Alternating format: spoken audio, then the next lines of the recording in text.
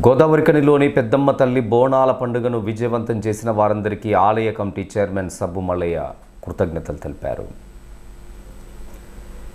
సోమవారం ఉదయం స్థానిక ప్రెస్ క్లబ్లో ఏర్పాటు చేసిన మీడియా సమావేశంలో సబ్బు మల్లయ్య మాట్లాడుతూ ఈ నెల 5, 6వ తేదీలలో నిర్వహించిన బోనాల జాతరకు భక్తులు అధిక సంఖ్యలో హాజరై విజయవంతం చేసినట్లు చెప్పారు. ఇందుకు సహకరించిన అన్ని రంగాల వారికి ధన్యవాదాలు తెలిపారు. కాగా ఆర్థిక ఇబ్బందుల నేపథ్యంలో పెద్దమ్మ తల్లి ఆలయాన్ని ఎండోమెంట్కు అప్పగించాలని కమిటీ సభ్యులు సమిష్టిగా నిర్ణయించినట్లు సబ్బు మల్లయ్య ప్రకటించారు.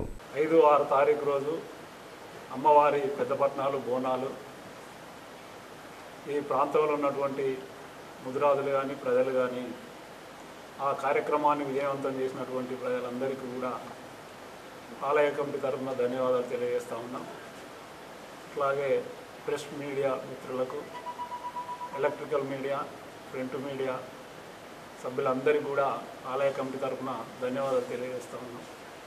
అట్లాగే పోలీస్ డిపార్ట్మెంటుకు, సింగరేణి అధికారులకు, ఆర్జీవన్ జీఎం గారికి కూడా ఆలయ కమిటీ తరఫున వారికి కూడా ధన్యవాదాలు తెలియజేస్తూ ఉన్నాం.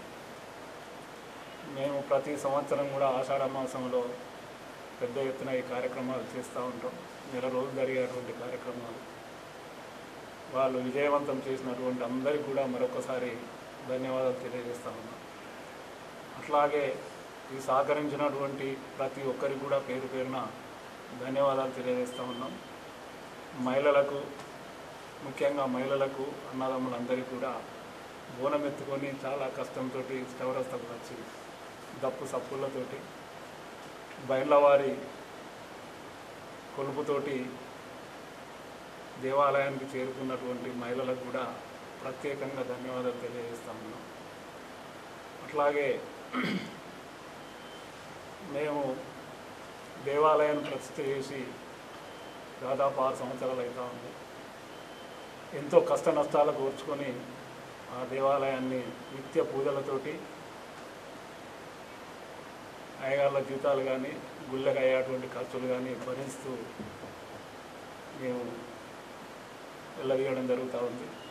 ఏవైతే ఖర్చులు ఇచ్చినటువంటి వ్యక్తులు 10 మందికే వచ్చిండ్రు, కనుమలు ఇవ్వడం లేదు కాబట్టి ఇది చాలా కష్టంగా మారింది అనేది ఉద్దేశం కొడితే దాన్ని ఎండోమెంట్కి అప్పచెప్పాలనేది నా నిర్ణయంగా మేము ఆలోచిస్తూ ఉన్నాం.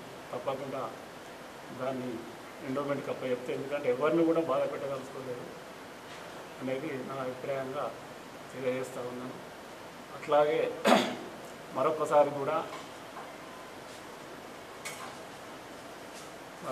కూడా ప్రెస్ మీడియా కానీ, ఎలక్ట్రికల్ మీడియా కానీ, సిటీ కేబుల్ వారికి కూడా అందరికీ కూడా ధన్యవాదాలు తెలియజేస్తాను.